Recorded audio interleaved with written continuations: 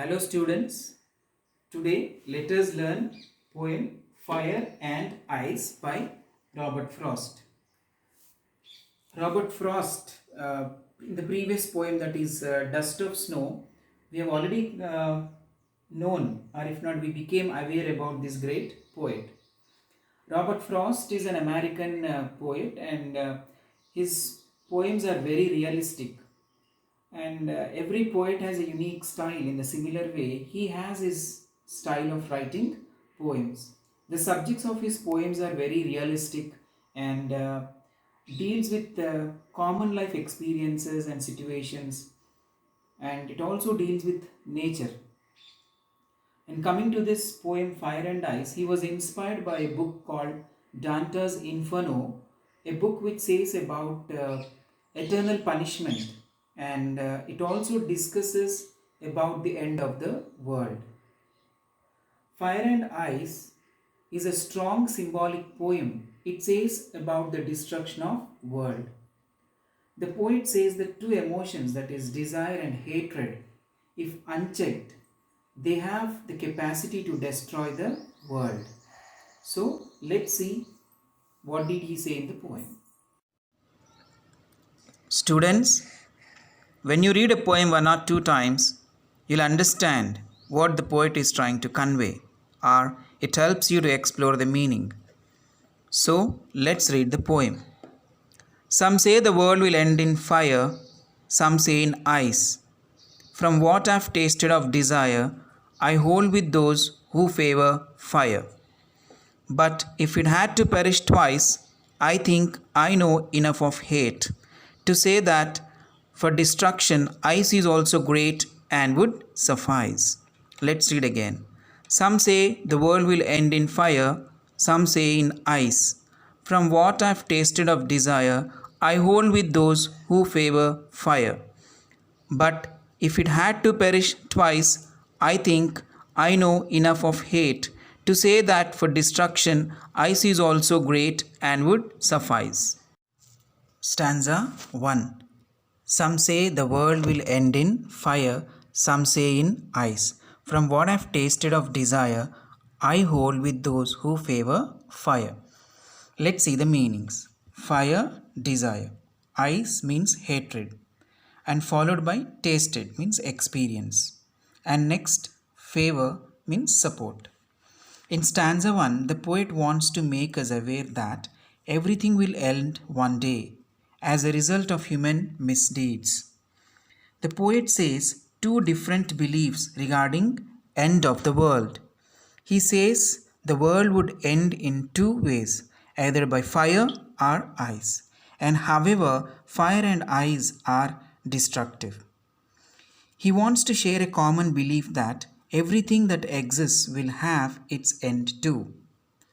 Look at the first two lines of the poem. Some say the world will end in fire. Here, fire is a symbol of human passions, desires, and violence. And the next line, some say in ice. Here, ice is the symbol of hatred. In both the lines, the word some is repeated. This says some may be people or scientists, but it's not the direct opinion of the poet. According to the poet, fire stands for desire. Desire is a powerful destructive force. Desire and greed, the more you satisfy them, the more they grow. There is no end to it. Desire spreads rapidly like a fire and engulfs the whole world.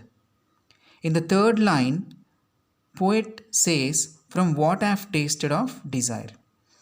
This is, considering his personal experience with desire and passion, he favors those who say this world will end in fire because desires, wishes are uncontrollable and unending.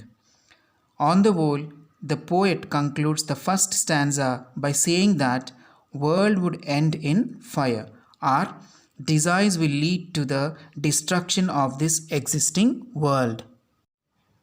Stanza 2. But if it had to perish twice, I think I know enough of hate to say that for destruction, ice is also great and would suffice. Let's see the meanings. Perish, die. Destruction means causing damage or destroy something completely. Suffice mean be sufficient enough. In stanza 2, the poet says, second alternative that can end this world is the ice.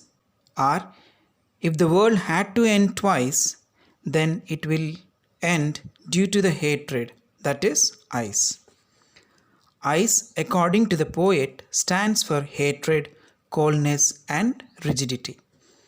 It freezes all kinds of life into death and destruction. Poet says hate born of cold makes a man insensitive to feelings. Hatred can make our minds numb. Cold thoughts make us cruel too. So poet thinks that ice or hate can be a great and strong cause for the destruction of this world. Ice or hatred will suffice to bring an end to this world. Let's sum up, students. The poem deals deeply with human nature and emotions of desire and hatred. Fire and ice are self-destructing human emotions. Those are hatred and desire. Fire stands for fury, desire, anger, cruelty. And ice is the symbol of hatred, coldness, rigidity, insensitivity, and intolerance. The general opinion regarding the destruction of the world is that world will end in fire and some say in ice. Both elements would successfully destroy the world.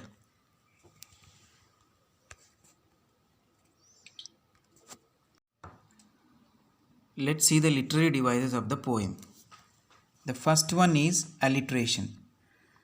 Repetition of a same consonant sound in the sentence is called alliteration. Examples: some say ice. In this, sir is repeated. In the next line, I hold with those who favor fire. Favor fire. In this, fur is repeated. The second one is assonance. Repetition of vowel sounds in the same sentence for the sake of rhyme is called assonance. Examples: I think I know enough of hate. In this sentence, I and E and O is repeated. And next line, is also great. In this, I and A is repeated. That's what vowel sounds. Anaphora. The repetition of a word or expression at the start of the sentence, either twice or more than twice in a sentence, is called anaphora.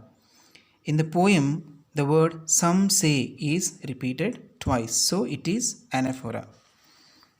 Then comes imagery. Visualization or mental mapping is called imagery. This makes readers or listeners feel things or gives images of the poem.